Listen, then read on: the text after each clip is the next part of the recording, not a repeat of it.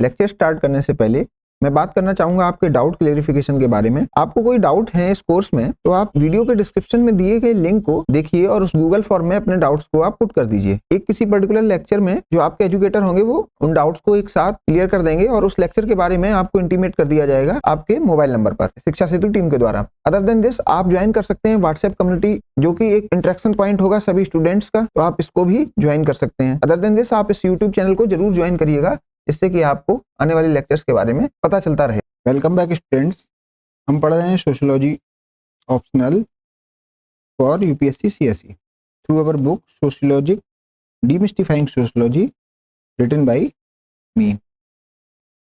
बात करें previous lecture की तो हमने उसमें देखा फैक्ट्स के बारे में, सोशल फैक्ट्स के बारे में। सोशल फैक्ट्स पर क्या कहना है पॉजिटिविस्ट का, क्या कहना है वेबर का, क्या कहना है क्रिटिकल थ्योरिस्ट का, ये प्रीवियस लेक्चर में हमने देखा था। अगर आपने प्रीवियस लेक्चर विजिट नहीं किया तो उसको विजिट करके आइए, तभी इस लेक्चर को देखिए, नहीं तो ये लेक्चर आपको उतना समझ में नहीं आएगा। फिर उसमें हमने प्रीवियस लेक्चर में हमने देखा था वैल्यू का बैकग्राउंड, मीन्स हम रियल लाइफ में वैल्यूज को क्या कहते हैं।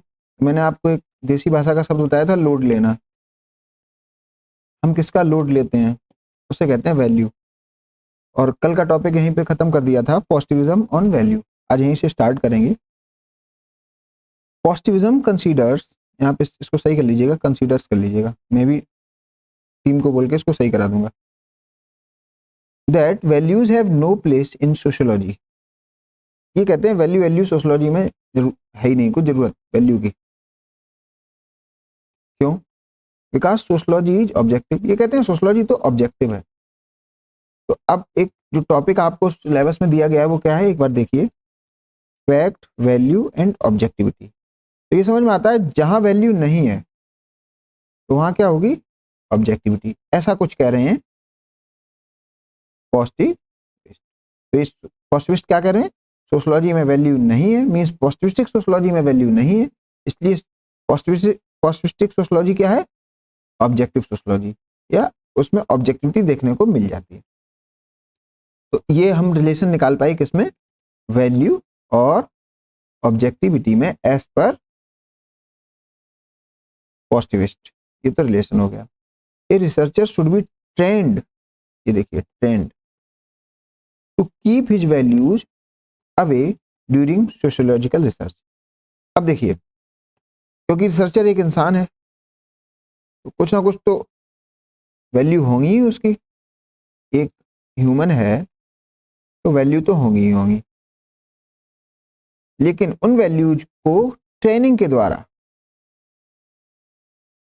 द्वारा अलग रखकर सोशियोलॉजी की रिसर्च कर लेंगे हम लोग, ऐसा कुछ कहते हैं पॉजिटिविस्ट। मींस वैल्यूज तो हैं लेकिन हम उसको अपनी रिसर्च में रिफ्लेक्ट नहीं होने देंगे। इसका मीनिंग क्या है, एक पॉजिटिविस्ट अगर ब्राह्मण है, तो उसकी जो भी रिलीजियस वैल्यूज होंगी, वह धर्म को अच्छा कहता हो या बुरा कहता हो, जो भी उसकी रिलीजियस वैल्यूज होंगी, उसका इफेक्ट जो होगा वो उसकी रिसर्च में ना पड़े।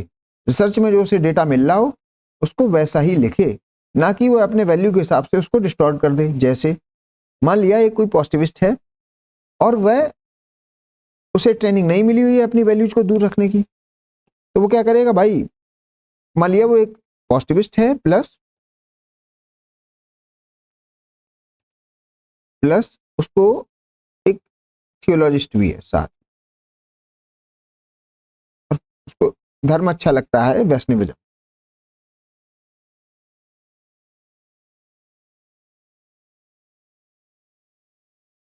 ठीक है, तो आप देखेंगे अगर वह ट्रेंड नहीं है तो जहां कहीं भी वैष्णविज्म की उसे कमियां दिखेंगी अपने डेटा सेट में, तो क्या पता वह उन कमियों को छुपा जाए, क्योंकि उसे ऐसा लगेगा कि ऐसा धर्म कहता ही नहीं है उसका, तो वह अपनी वैल्यूज को उस डेटा सेट से रिफ्लेक्ट कराने की कोशिश करेगा।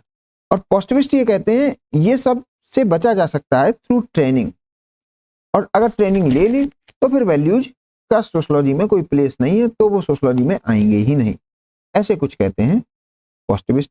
मीन्स इसका अगर हम सार देखें, इसका समरी देखें तो ये हुआ कि पॉजिटिविस्ट ये कहते हैं वैल्यू तो होती है लेकिन उसको ट्रेनिंग के द्वारा दूर रखा जा सकता है, और एक बार अगर हमने पॉजिटिविस्ट को ट्रेन कर दिया तो क्या मजाल वैल्यू सोशलॉजी में आ जाए, ऐसे कुछ कहते हैं पॉजिटिविस्ट। लेकिन बात करें वेबर साहब की, मैंने आपको प्रीवियस लेक्चर में भी बताया ये मिडिल पाथ लेते हैं। मिडिल पाथ किसके बीच? पॉजिटिविस्ट और नॉन पॉजिटिविस्ट।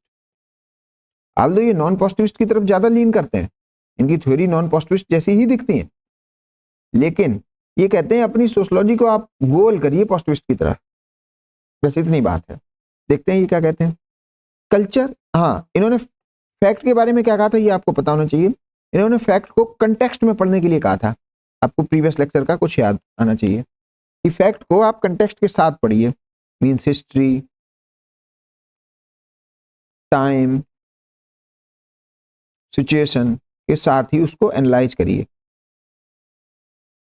प्लेस, ये सब कंटेक्स्ट था। अब देखते हैं वैल्यू के बारे में क्या कहते हैं। Culture radiates a body of values that guides the behaviour of the people. Hence, a sociologist, by respecting these values associated with the culture, can only understand behavior of the people. तो ये कह रहे हैं जैसे religion है तो religion बहुत सारी वैल्यू रेडिएट करता है, ठीक है। अब एक सोशल रिसर्च में दो केस होते हैं। एक बार देखिए, सोशल रिसर्च होगी, सोशल रिसर्च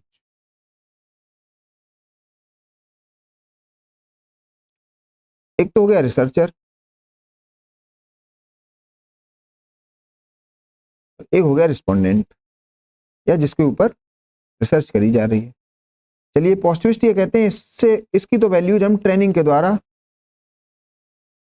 खत्म कर देंगे। लेकिन वेबर साहब ये कहते हैं कि अगर सोशलॉजिस्ट वैल्यू को कतई लोड ही ना ले, वैल्यूज को कतई कंसीडर ही ना करे तो क्या होगा, या वैल्यूज का रिस्पेक्ट ना करे तो क्या पता वो रिस्पोंडेंट की वैल्यूज भी रीड ना कर पाए। जबकि अगर आप कोई सोशोलॉजिकल रिसर्च कर रहे हैं तो सामने वाले की क्या वैल्यूज हैं, वह उन वैल्यूज के आधार पर क्या बताना चाहता है, तो वो तो कंटेक्स्ट में आ जाएंगी ना। मींस कंटेक्स्ट में आपको उसकी वैल्यूज भी देखनी है। तो इसलिए कहते हैं understand behaviour of the people. तो जो भी आपके रिस्पोंडेंट हैं उनके बिहेवियर को अंडरस्टैंड करने के लिए आपको कम से कम उनकी वैल्यूज तो पता होनी चाहिए। मींस आप वैल्यूज के बारे में आपको आइडिया हो, पहला पॉइंट। दूसरा पॉइंट ये कहते हैं value relevance. Means value relevant है। तो वैल्यू रिलीवेंस का मीनिंग क्या है? Weber introduced the concept for social researcher. तो ये कह रहे हैं ये जो रिसर्चर है इसके लिए वैल्यू है रिलीवेंट। ये ट्रेनिंग एंडिंग जैसी बात नहीं कह रहे हैं, ये कह रहे हैं वैल्यू हो जाएगी रिलीवेंट फॉर रिसर्चर। क्यों?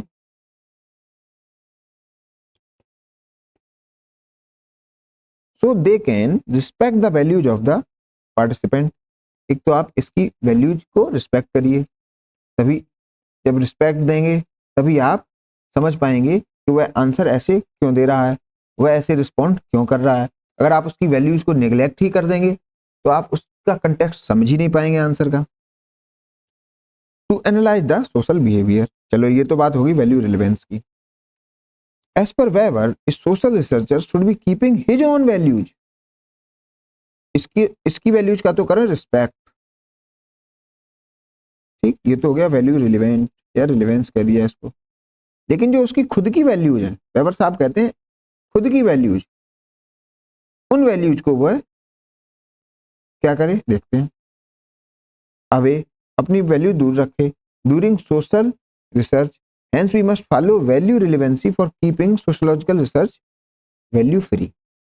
तो अगर आप वैल्यू रिलेवेंसी फॉलो करते हैं मींस आप सामने वाले की वैल्यू को रीड करें और अपनी वैल्यूज को दूर रखें, तो इसको इन्होंने कह दिया वैल्यू फ्रीडम। तो जो वैल्यू फ्रीडम का मीनिंग इनके लिए है पॉजिटिविस्ट के लिए, वैसा वैल्यू फ्रीडम वेबर साहब के लिए नहीं है। वेबर साहब वैल्यू फ्रीडम में वैल्यू रिलेवेंसी की बात करते हैं।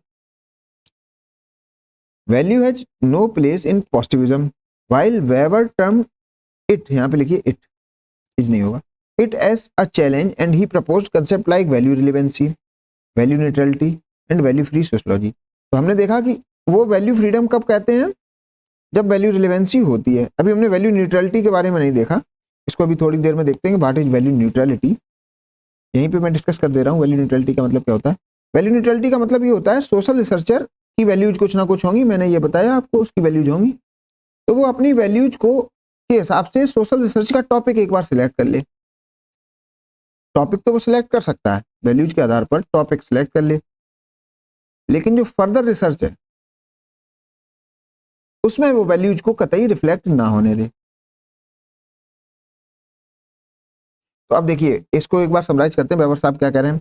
वेबर कह रहे हैं रिसर्चर की जो वैल्यूज हैं, उसकी जो वैल्यूज हैं वो उसको टॉपिक सिलेक्शन में दिखा सकता है, लेकिन फर्दर रिसर्च में खुद की वैल्यूज को दिखाने का कोई मीनिंग नहीं है, उसको दूर रखने की बात करें तो। और क्या वेबर कहते हैं, वेबर कहते हैं वैल्यू है रिलीवेंट। तो वैल्यू रिलीवेंट किस में हो सकती है, टॉपिक सिलेक्शन में भी हो सकती है। दूसरा वैल्यू रिलीवेंट किस में हो सकती है, रिस्पोंडेंट की वैल्यू को स्टडी करने के लिए। तो इस पूरे कंसेप्ट को वेबर कहते हैं वैल्यू फ्रीडम या वैल्यू फ्री सोशलॉजी। और जबकि इस बात को वेबर आप टॉपिक जो सिलेक्ट करिए वो वैल्यू बेस्ड करिए, और जो फर्दर रिसर्च है वो विदाउट वैल्यू करिए। इस चीज को कहते हैं वैल्यू न्यूट्रलिटी। अब आपको समझ में आया।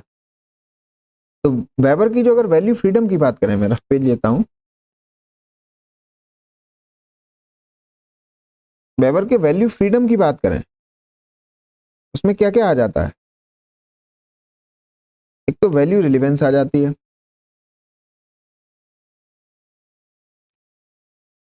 एक वैल्यू न्यूट्रलिटी आ जाती है,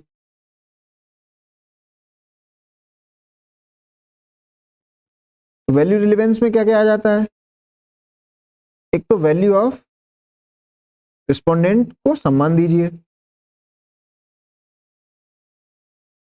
plus topic selection value based. तो इसलिए वैल्यू रिलेवेंट है एक रिसर्चर के लिए। और वैल्यू न्यूट्रलिटी का मतलब क्या है, टॉपिक और फर्दर रिसर्च, टॉपिक के बाद की जो रिसर्च है। जो टॉपिक है वो तो आप वैल्यू बेस्ड ले सकते हैं, किसकी वैल्यू बेस्ड, सोशियोलॉजिस्ट की। लेकिन फर्दर रिसर्च वैल्यू फ्री होनी चाहिए, या नो इफेक्ट ऑफ वैल्यू लिखिए, इसको यहाँ पे लिखिए no effect of value of, no effect of value of researcher. ठीक है। और यहाँ पर जो वैल्यू की बात हो रही है, टॉपिक वैल्यू बेस्ड होना चाहिए, ये किसकी वैल्यू पर आधारित होना चाहिए, रिसर्चर की।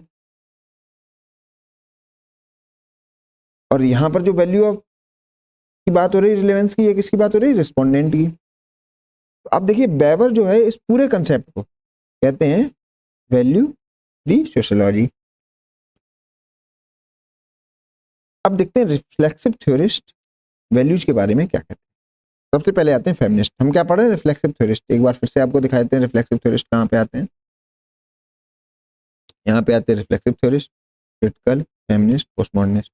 स्टार्ट की बात करें तो पॉजिटिविज्म वाले क्या कह रहे हैं वैल्यू के बारे में, value free sociology is a reality.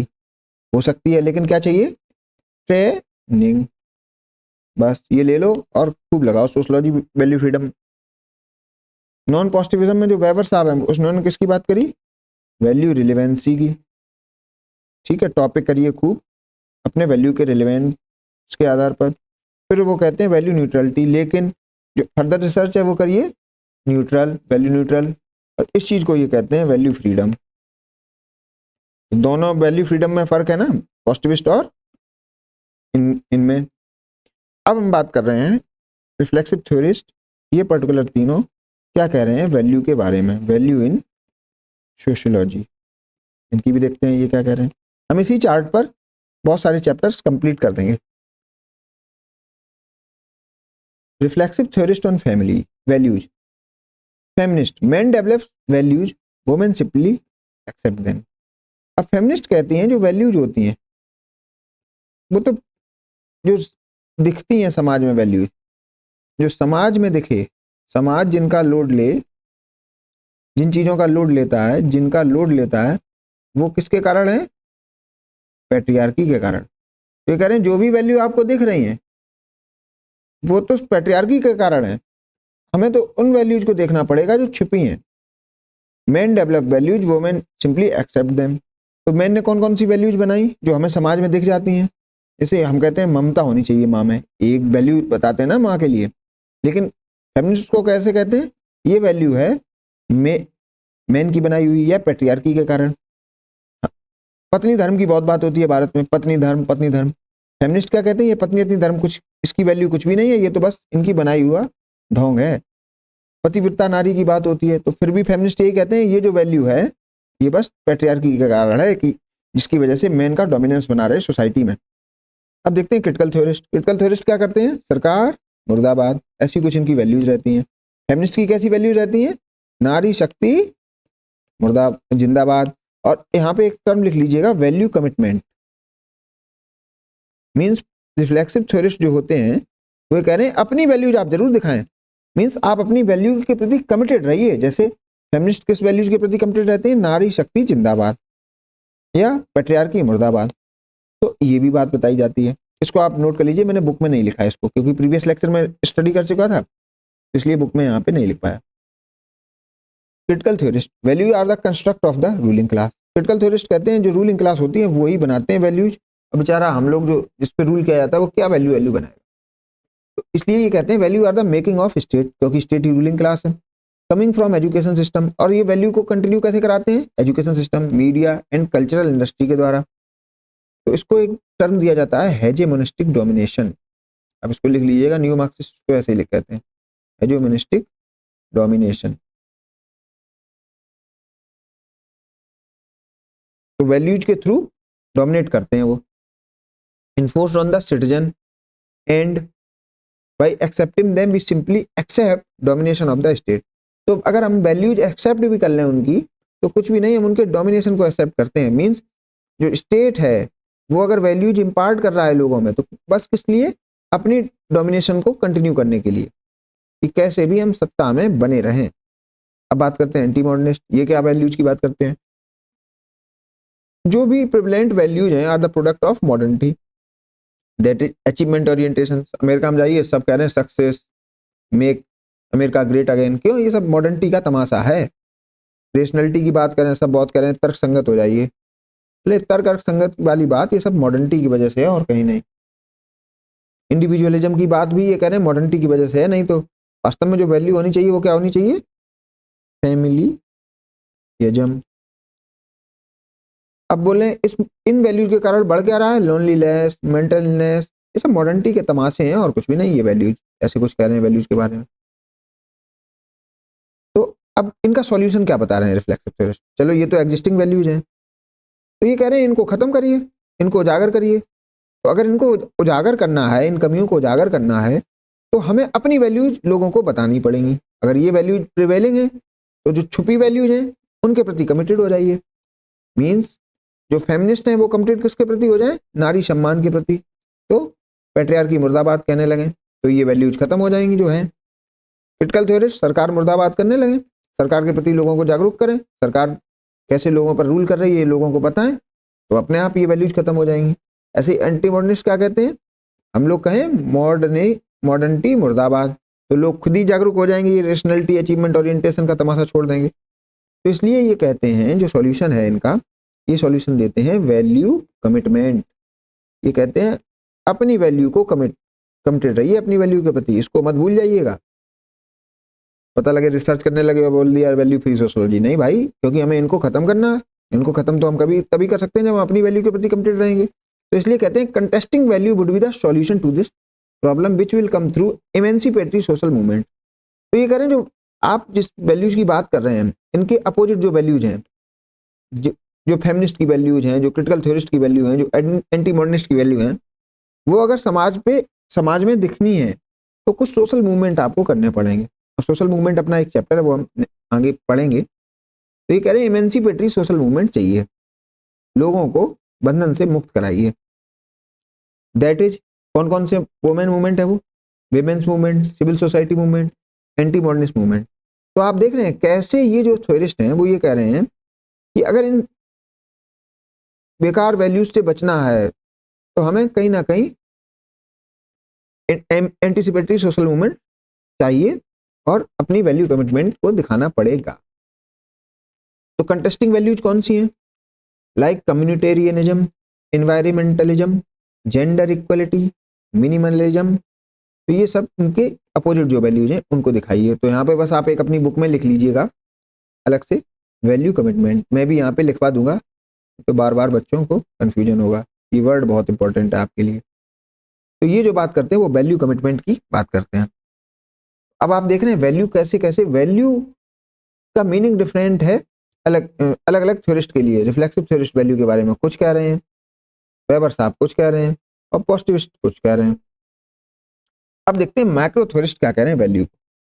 ये वैल्यू को बहुत वैल्यू करते हैं, मींस ये कह रहे हैं वैल्यू का ही लोड होना चाहिए और किसी का भी नहीं, ऑब्जेक्टिविटी वगैरह कुछ है ही नहीं। तो क्या कह रहे हैं ये, sociology is nothing but the explanation of values. ये कह रहे हैं सोशलॉजी तो आप बस वैल्यूज ही वैल्यूज मानिए, मींस सोशलॉजी में कुछ है ही नहीं, बस वैल्यूज का एक्सप्लेनेशन है। Sociology will be tasteless unrealistic sociology if we take values out of it. अब देखते हैं उस चार्ट पे चलते हैं फिर से। ये जो पॉजिटिविस्ट हैं ये बात किसकी करते हैं, fact based sociology, fact based sociology, ठीक है। ये जो पॉजिटिविस्ट हैं ये किसकी बात करते हैं, वैल्यू फ्री सोशलॉजी। चलिए दोनों बात हो गई। नॉन पॉजिटिविस्ट हैं वो वैल्यू को ज्यादा वैल्यू करते हैं और फैक्ट एक्ट को कहते हैं कुछ भी बेकार सी चीज है, ये सोशलॉजी में नहीं दिखेगी। और जो फैक्ट है वो उसको कॉमन सेंस से देखते हैं, बोले जो कॉमन सेंस है वही फैक्ट है।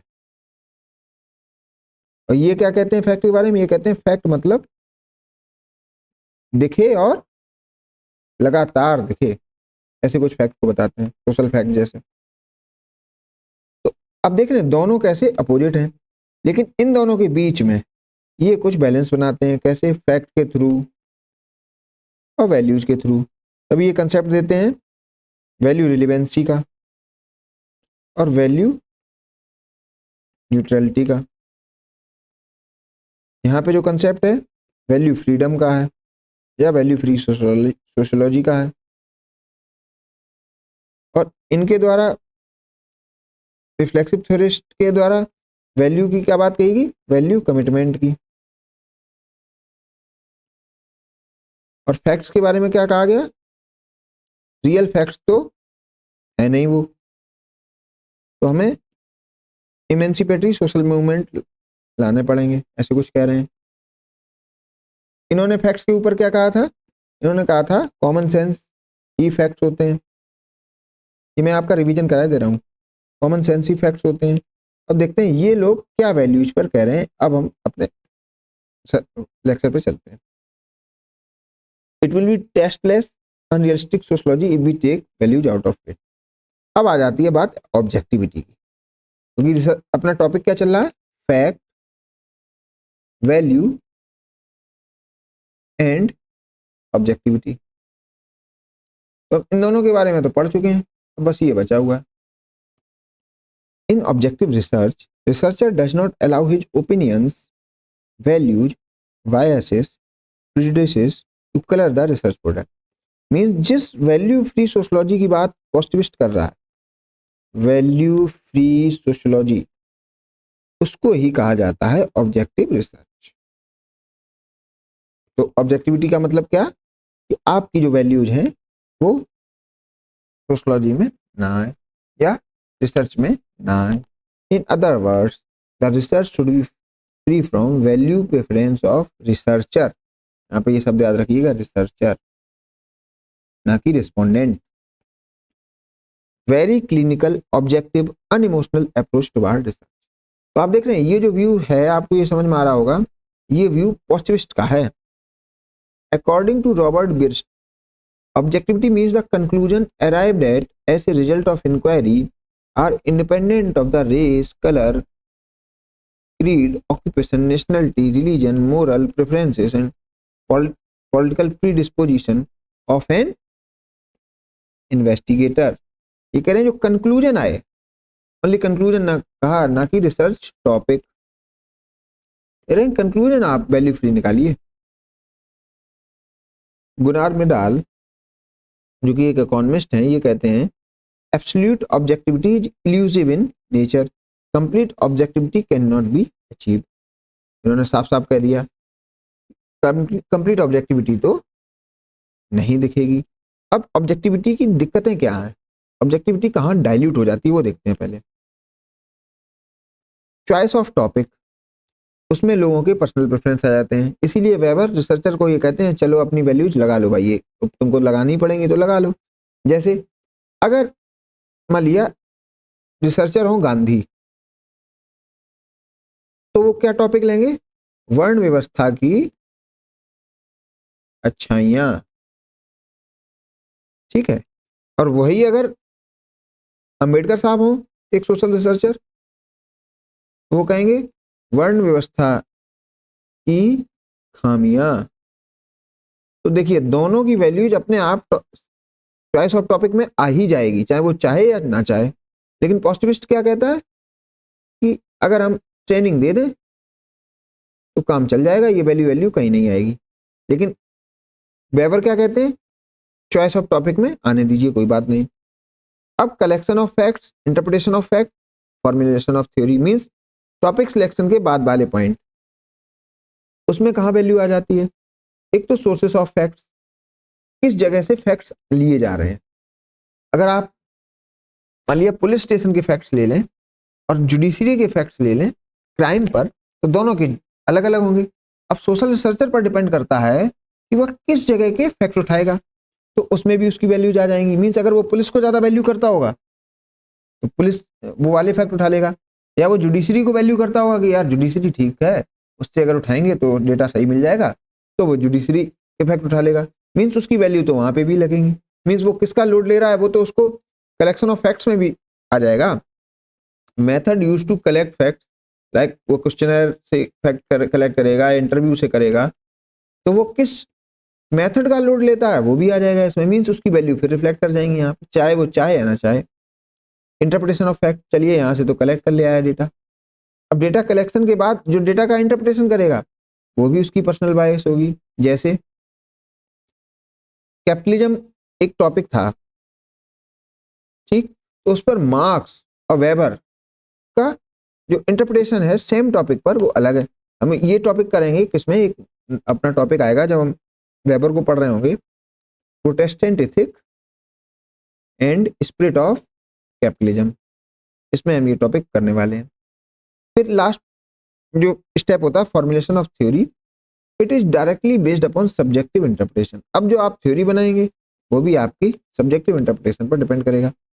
मीन्स इन सब जगह पर आपकी रिसर्च ऑब्जेक्टिविटी से दूर भागेगी, क्योंकि वहां पे वैल्यू इंटर कर जाएंगी। तो आपको समझ में आया, जहां पर वैल्यू आ जाती है वहां पर ऑब्जेक्टिविटी घट जाती है। ये दोनों में रिलेशन हो गया। मीन्स अगर जहां पर फैक्ट्स जो कि पॉजिटिविस्टिक फैक्ट्स है, कॉमन सेंसिकल फैक्ट नहीं,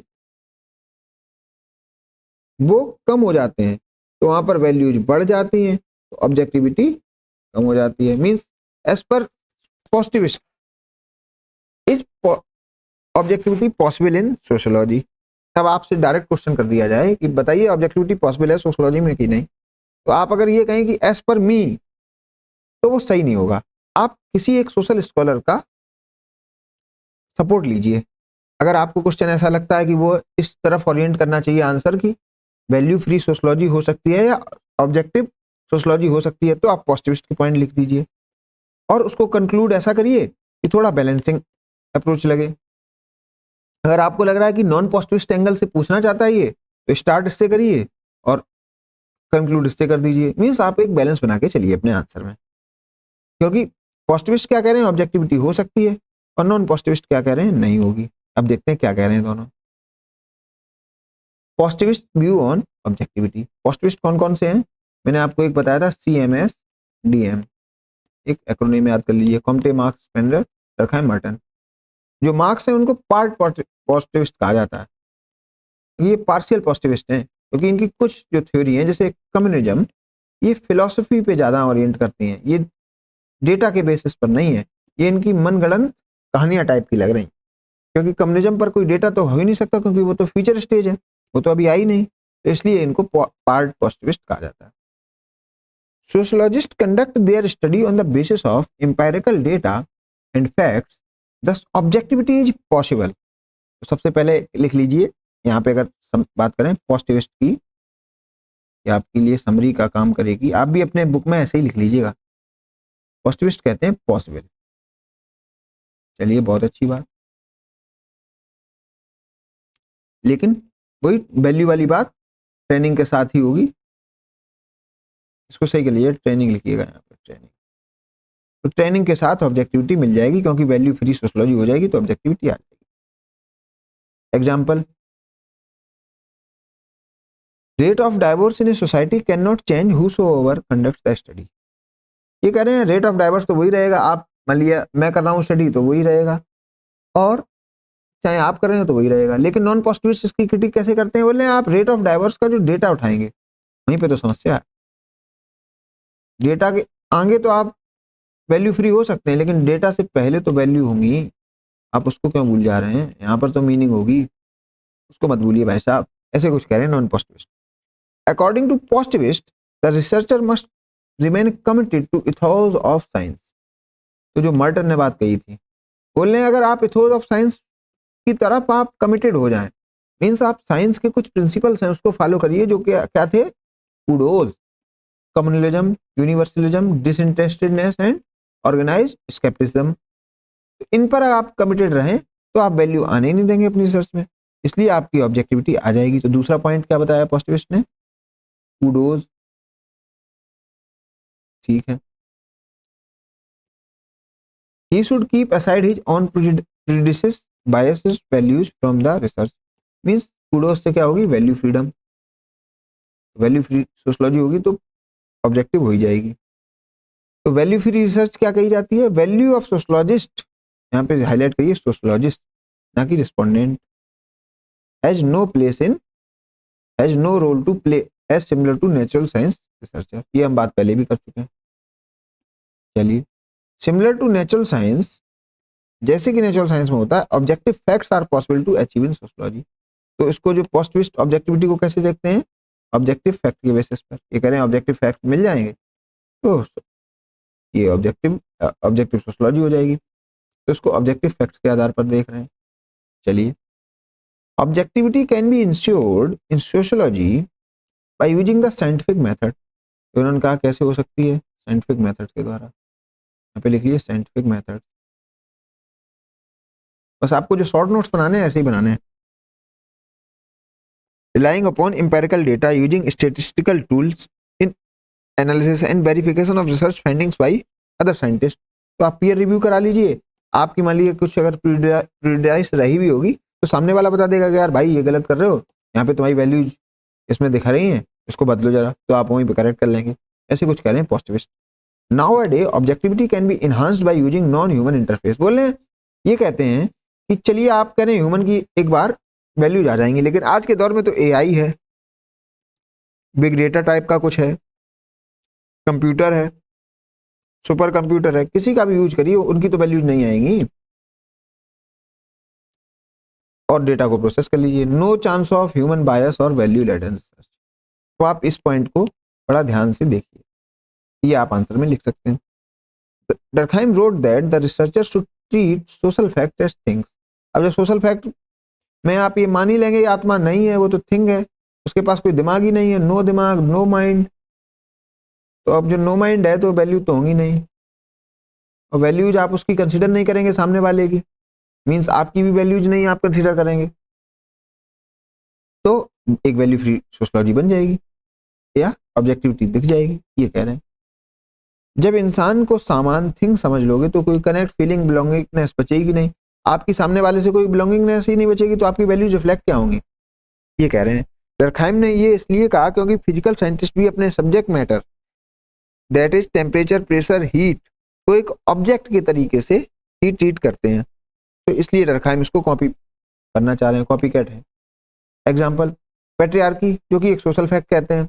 अमेरिका और भारत में अलग अलग तो हो सकती है, लेकिन पैट्रियार्की तो दोनों जगह मिलेगी और एक पैटर्न देखा जा सकता है जा सकता है दोनों जगह, जिससे हम पूर्वानुमान तो लगा ही सकते हैं। ऐसा कुछ कह रहे हैं अपने सपोर्ट में। तो हमने देखा कि ये कह रहे हैं objectivity is possible through training, scientific method, by following ethics of science, और objective based on objective facts. ये कुछ कह रहे हैं पॉजिटिविस्ट। अब बात करते हैं नॉन पॉजिटिविस्ट, जो कि पॉजिटिविस्ट को तो पहले तो ये कहेंगे आप तो हैं गलत, आप पागल बना रहे हैं दुनिया को, इसलिए ये अपनी व्यू देंगे ऑब्जेक्टिविटी पर। कुछ नॉन पॉजिटिविस्ट कौन कौन से हैं? Weber, Garfinkel, Atkinson, Douglas, Alfred Schutz Berger, Luckmann and Derek Phillips. In late 19th century means 1890 आते आते non positivist ideas gained strength and it was argued complete objectivity was neither desirable nor achievable. सबसे पहले ये कहते हैं achievable तो है नहीं, तो आप सबसे पहले देखिए इसको नॉट अचीवेबल लिखिए, ठीक है। और बोले अचीवेबल की बात ही छोड़िए, क्योंकि ये डिजायरेबल ही नहीं है, आप क्यों पढ़े इसके चक्कर में, वैल्यू ऑब्जेक्टिविटी के चक्कर में, इसकी तो कोई जरूरत ही नहीं है सोशलॉजी में। ऑब्जेक्टिविटी जैसा क्या ही है, इसका क्या ही लोड लेना, ये कह रहे हैं। तो नॉट डिजायरेबल भी लिख लीजिए यहाँ पे, डिजायरेबल ही नहीं है क्यों मतलब है, ऐसे कुछ बोले non positivist. According to the, fact based approach explore only one dimension as it ignores cultural and ideological dimension। Means आप कंटेक्स्ट को भूल जाते हैं, फैक्ट के चक्कर में रहते हैं, जबकि सोशलॉजी में फैक्ट और कंटेक्स्ट दोनों जरूरी हैं, ये कह रहे हैं डिथे। गुनार मिर्दाल, जिनकी हमने पहले यहाँ पर बात करी थी, अब उनकी जो बुक है वो उसमें लिखते हैं absolute objectivity is elusive in nature. तो अब इल्यूसिव है, आपको भ्रम होगा कि आप ऑब्जेक्टिविटी गेन कर रहे हैं, आप भ्रम में रहेंगे, आप कह भी रहे हैं अपने से कि हम ऑब्जेक्टिव हैं, लेकिन होंगे नहीं। इसलिए कहते हैं complete objectivity can not be achieve. Complete objectivity तो मिलेगी नहीं। देखिए इन्होंने सब एक एडजेक्टिव लगाया है complete. Multiple social phenomena in society like, अब क्योंकि अब कंप्लीट क्यों नहीं हो सकती? Selection of topic is value relevant, जैसे मार्क्स ने कहा, उसने वेबर ने कहा था आपके टॉपिक सिलेक्शन में ही वैल्यू दिख जाएगी। And is selected based on one social background, तो अपने बैकग्राउंड के आधार पर आप उसका टॉपिक सिलेक्ट करेंगे। जैसे मैंने एग्जांपल दिया था गांधी और अंबेडकर साहब का। एक और एग्जांपल देखते हैं, सोशलिस्ट लीडर किस पे फोकस करेगा? Focus on caste census. अगर उसको कोई सोशल रिसर्च कराई जाए, वो कहे भाई कास्ट सेंसस पे कराओ, जिसकी जिसकी जिसकी जितनी संख्या बारी उसकी उतनी हिस्सेदारी, ऐसी कुछ बात करेगा। जबकि राइट विंग लीडर किस पे फोकस करेगा? रिलीजियस सेंसस पे, counting of migrants, census of minority and majority. तो देखिए टॉपिक सिलेक्शन में भी बहुत फर्क हो जाता है सोशल बैकग्राउंड का, कि कोई राइट विंग का है या लेफ्ट विंग का है, कोई अंबेडकर है या गांधी, इन सभी बातों का इफेक्ट पड़ता है। मीन्स जो वैल्यूज में हमने जो बातें पढ़ी, सिमिलर बातें हम ऑब्जेक्टिविटी के केस में भी देख रहे हैं, क्योंकि वैल्यूज और ऑब्जेक्टिविटी और फैक्ट आपस में कोरिलेटेड है। डेरेक फिलिप्स लिखते हैं, he argued that value and social background of the researcher impact the researcher at various stage. Example, from the choice of the topic of the research to how to define key terms, which data source are chosen, which data source should be important and which data source to be ignored। Means एक तो choose करने में आपकी value लग जाएगी, दूसरी आप किन चीजों को इग्नोर कर रहे हैं उसमें भी वैल्यू लग जाएगी। How the data to be interpreted and finally the conclusion, सब जगह वैल्यू लगेगी, इंटरप्रिटेशन में लगेगी, कंक्लूजन में लगेगी, चॉइस ऑफ द टॉपिक में लगेगी, मतलब जब से रिसर्च स्टार्ट हो जाती है उसमें आपकी वैल्यू लग जाएगी, डेटा की सिलेक्शन में वैल्यू लग जाएगी, डेटा के रिजेक्शन में वैल्यू लग जाएगी, सब में वैल्यू ही वैल्यू लगेगी। अब उसका एक एग्जांपल पॉजिटिविस्ट ने क्या किया उसके हिसाब से देते हैं। Early sociologist like com, marks, दरखाइम could not consider in sociological research the household work done by women since at that time society was male dominated। ये कहते हैं ये जो फंक्शनलिस्ट स्कॉलर थे या क्लासिकल स्कॉलर थे उस समय के, क्लासिकल सोशलॉजिस्ट थे, उन्होंने वेमेन के हाउस होल्ड वर्क पर कोई स्टडी नहीं करी। क्यों नहीं की? क्योंकि वह इस टॉपिक को कभी सिलेक्ट ही नहीं कर पाए। क्यों नहीं कर पाए? क्योंकि वह तो थे पैट्रियार्कल माइंडसेट के ये सभी, और ये उसके हाउस होल्ड वर्क को वर्क मानते ही नहीं थे। वो तो कहते थे ये क्या वर्क है, जबकि ये है अनपेड वर्क, वो वर्क तो करती है, बस पेमेंट नहीं होता है उनका। तो आप इन पे भी तो स्टडी कर सकते हैं, लेकिन उन्होंने नहीं की, क्योंकि पैट्रियार्कल थॉट क्या है, घर का काम काम होता ही नहीं है, इसलिए आप उनके काम को काम मानेंगे नहीं और उसकी स्टडी करेंगे नहीं, आपने उस टॉपिक को सिलेक्ट ही नहीं किया। Since this shows that social background of these positivist researchers could affect social research, even the selection of the topic was based on their social background। ये कुछ बता रहे हैं डायरेक्ट फिलिप्स। तो आप समझ रहे हैं, वैसे तो इन्होंने बहुत रिसर्च करी, किस पर, क्लासिकल सोशोलॉजिस्ट ने, इन्होंने रिसर्च करी लेबर की कंडीशंस पर, वर्किंग कंडीशंस पर, इंडस्ट्री में बात करी, वर्क कंडीशन पर बात करी इंडस्ट्री में, लेकिन हाउस होल्ड में वर्क कंडीशन पर कभी बात नहीं करी, क्योंकि ये जानते थे हाउस होल्ड में तो महिला काम कर रही है और महिला तो काम करेगी ही करेगी, क्योंकि उसका धर्म है करना, क्योंकि ये काम होता ही नहीं है, तो हम इस पर स्टडी क्या करें, ऐसा कुछ इनका मानना था। मीन्स इनकी वैल्यूज और बैकग्राउंड इनकी रिसर्च में रिफ्लेक्ट कर गया। आल दो ये क्लेम क्या कर रहे हैं, हम हैं वैल्यू फ्री। तो इसीलिए कहा जाता है कि वैल्यू फ्री सोशोलॉजी या objective sociology is elusive in nature. आपको लगेगा कि आप हैं, लेकिन वास्तव में आप हैं नहीं, और ये इस एग्जाम्पल से प्रूव हो जाता है। तो आप आज का लेक्चर यहीं पे खत्म करते हैं, अब कल फिर पढ़ेंगे next topic, like concept of value neutrality and value relevance given by weber. इसका जो बैकग्राउंड है हम डिस्कस कर चुके हैं, तो इसको समझने में कोई दिक्कत नहीं होगी, और नेक्स्ट लेक्चर में हम इसको खत्म करेंगे। इसमें हम वैल्यू रिलेवेंसी, वैल्यू फ्रीडम की बात करेंगे, वैल्यू न्यूट्रलिटी को भी देखेंगे, फिर रिफ्लेक्सिव सोशोलॉजिस्ट के व्यू देखेंगे जो हमने पहले देखे थे, और फिर क्रिटिकल सोशोलॉजिस्ट के ऑब्जेक्टिविटी पर व्यू देखेंगे, फिर माइक्रो सोशोलॉजिस्ट का ऑब्जेक्टिविटी पर व्यू देखेंगे, फिर कंटेम्प्रेरी सोशोलॉजिस्ट उसमें क्या कह रहे हैं ऑब्जेक्टिविटी पर, और फिर एक बढ़िया सा कंक्लूजन देकर सभी को समराइज कर देंगे। तो ये रहेगा नेक्स्ट लेक्चर का जो फ्लो है वो रहेगा। तो आपको एक काम करना है, आप सभी लेक्चर को पहले तो रिवाइज करें, लेक्चर का रिवीजन करते रहें, साथ में आप शॉर्ट नोट्स भी बना लें, क्योंकि शॉर्ट नोट्स आपके रिवीजन में मदद करते रहते हैं।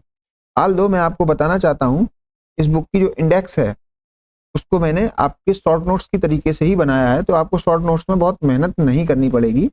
आप इसकी बुक की इंडेक्स लीजिए और यहीं पर आप अपने पॉइंट नोट कर लीजिए जो भी हैं। जैसे एक एग्जांपल के लिए आपको बताता हूँ, ये हम टॉपिक पढ़े फैक्ट, वैल्यू एंड ऑब्जेक्टिविटी। तो आप देखिए इतने सभी टॉपिक जो हैं इनके कोर हेडिंग हैं जो वो मैंने यहाँ पे लगा रखी हैं। तो आप इस बुक में जाइए, यहाँ पे फैक्ट, वैल्यू एंड ऑब्जेक्टिविटी में कुछ की टर्म्स हैं वो लिख लीजिए, जैसे पॉजिटिविस्ट ऑन सोशल फैक्ट क्या कह रहे हैं, reflexive theorist on social fact क्या कह रहे हैं, पॉजिटिविज्म एंड वैल्यू क्या कह रहे हैं, value free sociology is possible, value freedom possible, ऐसे लिख लीजिए। बट क्या चाहिए, ट्रेनिंग, बस एक सब लिख लीजिए, ट्रेनिंग हो गया आपका रिवीजन। वेबर वैल्यू पे क्या कह रहे हैं, इसमें लिख लीजिए वैल्यू रिलेवेंसी, वैल्यू न्यूट्रलिटी, और इसी को ये कह दे रहे हैं वैल्यू फ्रीडम। ये लो 3 शब्द में आपका वेबर रिवाइज हो गया। रिफ्लेक्सिव थ्योरी किसकी बात कर रहे हैं, वैल्यू कमिटमेंट की, एक ही शब्द में आपका पूरा टॉपिक रिवाइज हो गया। माइक्रो थ्योरिस्ट वैल्यूज पे क्या कह रहे हैं, ये वैल्यूज पर ही कर रहे हैं, वैल्यू द वैल्यूज।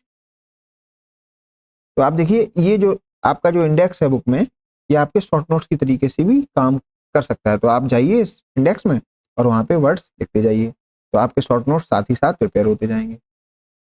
चलिए मिलते हैं कल के लेक्चर में और बचे हुए टॉपिक को कंप्लीट करेंगे, और उसके बाद कल के बाद अपना जो चैप्टर 2 है वो पूरा हो जाएगा। फिर हम देखेंगे सोशोलॉजिकल थिंकर, जो ये टॉपिक है रिसर्च मेथड एंड एनालिसिस। जब मैं आपको पूरे 10 चैप्टर पढ़ा चुका हूँगा, 10th चैप्टर पढ़ा चुका हूँगा, social change in modern society, उसके बाद इसको उठाऊंगा, क्योंकि ये बहुत इजी टॉपिक है। इसमें बस ये बताया गया है कि आप सोशोलॉजिकल रिसर्च में डेटा कैसे कलेक्ट करते हैं, कि डेटा कलेक्शन के कुछ मेथड बताए गए हैं, क्वांटिटेटिव और qualitative techniques of data collection. और डेटा कलेक्शन की कुछ मेथड्स हैं, उसमें कुछ variables, sampling, hypothesis, reliability and validity. Data collection सही है कि गलत, इससे पता लगता है रिलायबिलिटी एंड वैलिडिटी से। तो ये सब कंसेप्ट सबसे लास्ट में पढ़ेंगे, जो आपको ये बहुत इजी बना देगा कंसेप्ट को, क्योंकि हम तब तक पूरी सोशोलॉजी पढ़ चुके होंगे। चलिए मिलते हैं नेक्स्ट लेक्चर में, थैंक यू।